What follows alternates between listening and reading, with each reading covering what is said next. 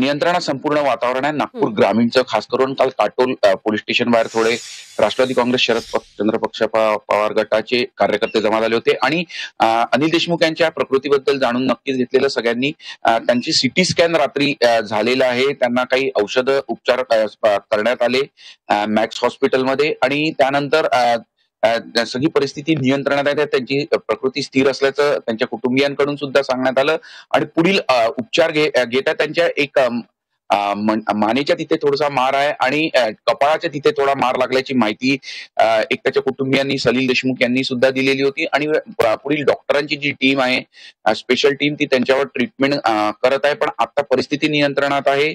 अनिल देशमुख यांची प्रकृती सुद्धा स्थिर असल्याची माहिती आहे आणि मोठी अशी पोलिसांची कुमक तैनात करण्यात आली आहे. खास करून काटोलला मोठा पोलीस बंदोबस्त ठेवण्यात आलेला आहे आणि आता संपूर्ण घडामोडींवर सगळेच जण लक्ष ठेवून आहे.